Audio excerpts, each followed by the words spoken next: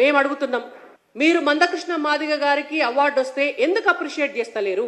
మీరెందుకు నిప్పులు పోసుకుంటున్నారు? దానికి కౌంటర్ గా గద్దర్ గారి పేరును మీరెందుకు తెర మీదకి తీసుకొస్తున్నారు?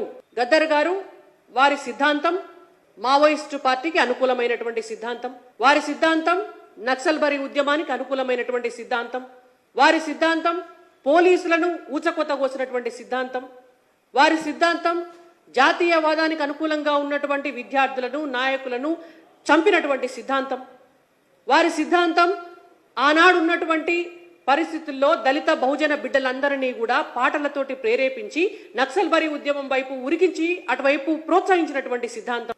బతికున్న నాళ్ళు నేను ఓటు బ్యాంకు రాజకీయాలకు వ్యతిరేకం, నేను ఓటు కూడా వేయనని చెప్పి ఎన్నికలను రద్దు చేయాలి, ఎన్నికలు అనేటువంటిది సిద్ధాంతానికి నేను వ్యతిరేకం అన్నటువంటి వ్యక్తి చనిపోయే కొద్ది కాలం ముందు వారి సిద్ధాంతాలన్నిటికీ కూడా తిలోదకాలు ఇచ్చి వారు వ్యతిరేకించినటువంటి రాజకీయ పార్టీలో చేరినారు, వ్యతిరేకించినటువంటి ఎన్నికల్లో పోటీ చేస్తామన్నారు. వారసత్వ రాజకీయాలకు వ్యతిరేకంగా ఉన్నటువంటి గద్దర్ గారు వారి కుమారుడికి పదవి నాశించినారు.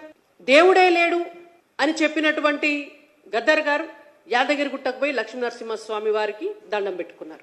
ఒక సిద్ధాంతాన్ని నమ్మి ఇంకో సిద్ధాంతానికి మారి తాను గతంలో నమ్మిన సిద్ధాంతం వల్ల ఎన్నో వేల ప్రాణాలు పోతే ఆఖరికి తను చనిపోయేటటువంటి సమయంలో తన దారి తప్పు అని తెలుసుకొని ఇంకొక మార్గాన్ని ఎంచుకున్నటువంటి వ్యక్తి గద్దర్ గారు.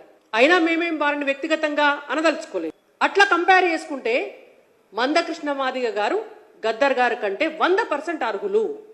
బండి సంజయ్ గారు చెప్పింది కూడా నిన్న గదే, ఆ సిద్ధాంతం గురించే మాట్లాడినారు. మందకృష్ణ మాదిగ గారు ఒక్క సిద్ధాంతానికి కట్టుబడి ఏనాడైతే ఎంఆర్పిఎస్ జెండా బట్టి ఎస్సీ వర్గీకరణ కోసం కొట్లాట మొదలుపెట్టినారో ఈ క్షణం వరకు కూడా అదే సిద్ధాంతం కోసం బ్రతుకుతున్నారు, అదే సిద్ధాంతం కోసం కొట్లాడుతున్నారు. కాబట్టి వారి సిద్ధాంతాలను నమ్మి గౌరవించి ఇవాళ వారి ఉద్యమ స్ఫూర్తికి పద్మ అవార్డుల కమిటీ వారికి ఒక అవార్డుని అనౌన్స్ చేసింది. దాన్ని అర్థం చేసుకోలేని రేవంత్ రెడ్డి గారు, కాంగ్రెస్ పార్టీ నాయకులు గద్దర్ గారి పేరును తెర మీదకి తీసుకొచ్చి బండి సంజయ్ గారు అన్నటువంటి మాటలను వక్రీకరించి దాంట్లో పెడార్థాలు తీసుకొచ్చి మాట్లాడుతున్నారు. మీకైతే ఎట్లయితే పార్టీ కార్యకర్తలుగా మీకు ఒక ఐడియాలజీ ఉంటుందో భారతీయ జనతా పార్టీ కార్యకర్తలకు కూడా బరాబర్ అట్లనే ఒక ఐడియాలజీ ఉంటది. మీరు అంటున్నారు ఫెడరల్ స్ఫూర్తి మా అభిప్రాయాలని కన్సిడర్ చేయలేదు కేంద్ర ప్రభుత్వం అని. మరి మీరు తెలంగాణ రాష్ట్రంలో ఉన్నటువంటి నంది అవార్డులకు గద్దర్ గారి పేరు పెట్టినారు. ఫెడరల్ స్ఫూర్తి కదా, మరి మీరు కేంద్ర ప్రభుత్వ అభిప్రాయం తీసుకున్నారా? ఫెడరల్ స్ఫూర్తి కదా, మీరు భారతీయ జనతా పార్టీ అభిప్రాయాలను తీసుకున్నారా? ఫెడరల్ స్ఫూర్తి కదా, మరి మీరు బీఆర్ఎస్ పార్టీ అభిప్రాయాలను తీసుకున్నారా? ఫెడరల్ స్ఫూర్తే కదా, మరి మీరు సినీ రంగంలో ఉన్నటువంటి వాళ్ళ అభిప్రాయాలు తీసుకున్నారా? కవులు కళాకారుల అభిప్రాయాలు తీసుకున్నారా?